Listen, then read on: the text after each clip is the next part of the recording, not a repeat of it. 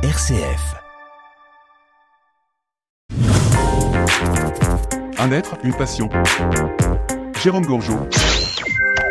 Je suis entouré, mais que de bandes dessinées. J'ai rarement vu ça, voire même jamais vu autant de bandes dessinées autour de moi. Je suis pourtant chez un particulier, je suis chez Éric de Flandre. Bonjour Éric. Bonjour Jérôme. Mais là, tu as combien de bandes dessinées chez toi là ? Je sais pas, un peu plus de 4000 je crois. 4000, mais c'est assez délirant. Mais comment c'est possible que tu aies autant de bandes dessinées ? Tu as hérité de quelqu'un qui tenait une boulangerie, enfin plutôt une librairie. Alors non, pas du tout. En fait, je suis un passionné de BD depuis des années et des années. J'ai appris à lire en fait sur les bandes dessinées.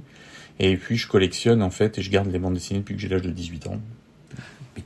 4000 bandes dessinées, donc tu habites au territoire de Châlons. Comment on peut faire une telle collection ? Ça dure depuis combien d'années cette collection ? C'est le fruit de combien d'années de collection ? Ça fait une trentaine d'années. Trentaine d'années effectivement, donc forcément en achetant à peu près 100, 150, 200 BD par an.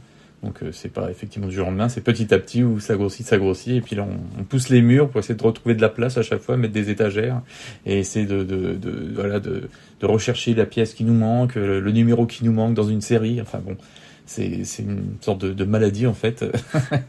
Où, tous les jours on y pense, tous les jours on vit avec ça et tous les jours on recherche en fait la pièce qui nous manque et pour compléter notre collection.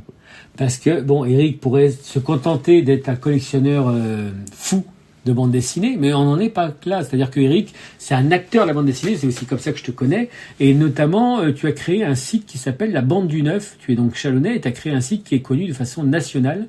Parle-nous un petit peu de ce site. Ah oui, il y a quelques années, effectivement, j'ai voulu franchir un cap, ne pas être que un collectionneur de bande dessinée et appartenir au milieu de la BD. J'avais pas mal de connaissances, d'amis collectionneurs aussi, de contacts d'auteurs et j'ai voulu franchir le pas. Donc c'est là que j'ai créé un site de bande dessinée pour travailler en collaboration à la fois avec les auteurs, proposer en fait notamment de la dédicace payante sur le site et puis d'un autre côté, travailler avec les collectionneurs pour effectivement leur proposer ces produits et vendre en fait des BD de collection, des BD dédicacés. Et c'est un site qui marche depuis une dizaine d'années maintenant. Je n'exagère pas en disant qu'il est connu de façon nationale, ce site. Ah, il est connu de façon nationale, oui, parce que tous mes clients sont dans toute la France. Il y en a même en Belgique aussi, notamment beaucoup, en Suisse, au Québec. Voilà, c'est un petit peu en Italie. Il y a un petit peu des acheteurs de partout. Et aussi les auteurs, parce que je travaille beaucoup avec des auteurs italiens, espagnols, les Français, bien entendu, et les Belges. Il faut savoir qu'Éric fait beaucoup de salons de bande dessinée tout au long de l'année. Il est vraiment quelqu'un qui est connu sur le territoire et dans la profession comme un acteur qui compte dans la bande dessinée. Oui, modestement, mais effectivement, je fais bien entendu tous les salons de la région, mais je collabore aussi avec pas mal de salons, notamment le Cabaret Vert à Charleville-Mézières, les festivals de bande dessinée qu'il y a sur Reims, Vitry, et tous les ans, je me rends à Angoulême, à Saint-Malo, les deux plus gros festivals pour justement continuer à avoir des contacts et à faire des connaissances avec de nouveaux auteurs et pouvoir proposer de nouveaux produits, en fait, on va dire, sur le site. Parce que, sans exagérer, tu as dû faire je ne sais pas combien d'Angoulême, mais tu connais combien d'auteurs, tu as une idée de combien d'auteurs de bande dessinée tu fréquentes, que tu connais, qui te connaissent ?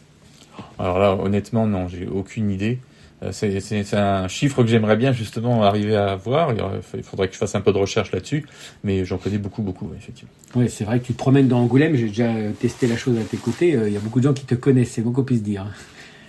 Oui, ça fait toujours plaisir en fait, c'est d'être passé justement je le souhaite à tout le monde, d'être un côté collectionneur où on était d'un côté de la table pour réclamer une dédicace à un auteur, être content de ressortir en fait du salon avec sa dédicace. Maintenant, le vrai plaisir, c'est justement de se balader aussi dans la rue, dans un festival, et qu'un auteur vienne au-devant de moi pour me serrer la main et me dire bonjour. C'est encore plus satisfaisant finalement que de collectionner un livre ou d'avoir un dessin d'un auteur. Alors, fin du fin, et là je suis obligé de le préciser parce que je suis aussi concerné indirectement, c'est que tu as créé avec la ville de Châlons-en-Champagne et ma petite personne le week-end de la bande dessinée indépendante de Châlons-en-Champagne il y a exactement 10 ans. Eh oui, tout à fait, ça fait 10 ans, et donc tu es bien placé effectivement pour le savoir. Ça a encore un plus par rapport en fait au fait de collectionner.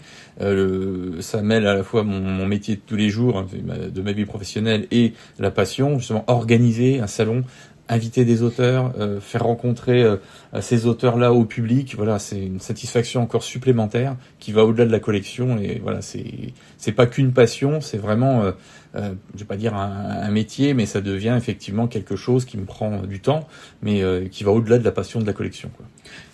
Je dirais d'ailleurs que ce salon de la bande dessinée de Châlons-Champagne, alors je suis bien placé pour le savoir, tu le fais de façon très sérieuse, mais il y a un petit plus, un petit peu il y a un esprit particulier au sein de ce salon et qui donne peut-être une certaine réputation chez les auteurs de BD à propos de la ville de Châlons-Champagne finalement.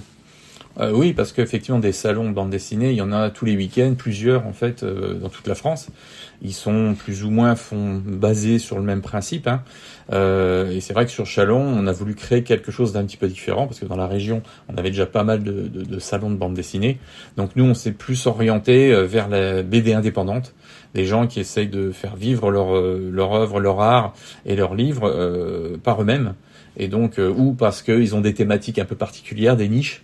Et donc, c'est vrai que nous, on a souhaité créer un salon qui s'appelle le week-end de la BD indépendante. D'ailleurs, ça s'appelle pas ni salon, ni foire aux livres, ni quoi que ce soit. C'est un week-end de BD indépendante de manière à pouvoir intervenir et faire venir ce type d'auteurs qui ont parfois du mal à trouver, en fait, leur place dans le milieu de la BD. Pour conclure, tu vas me dire tes 3 BD ou tes 3 artistes préférés ou tes 3 auteurs préférés. Quand on rigole un petit peu, qu'on se fasse une idée, je suppose que c'est très, très hétéroclite. Ouais, mais je ne vais pas pouvoir le faire. C'est la question qu'on m'a déjà posée. C'est une des premières questions qu'on me pose souvent, c'est voilà, quel est ton auteur ou ta BD préférée? Mais il y en a tellement qu'effectivement, je peux pas faire de choix. Et on me demande aussi, est-ce que j'ai tout lu? Est-ce que j'ai les 4000 BD? Est-ce que, généralement, c'est la deuxième question qui vient après, mais est-ce que t'as tout lu? Bah oui, j'ai tout lu aussi. Mais par contre, je peux pas dégager, en fait, une tendance ou quelque chose de particulier, parce que je lis un peu de tout, et, j'ai pas, vraiment, un auteur que j'idolâtre, ou une série que j'idolâtre, en fait. Bon, j'ai pas réussi à te le faire dire. Ouais. Hein, j'y arriverai bien un jour. En tout cas, moi je vais raccrocher le micro, mais je vais lire des BD avec toi, parce que là il y en a 4000, on a un petit peu de quoi s'occuper, je pense. À bientôt, merci beaucoup Eric. Merci Jérôme, à bientôt.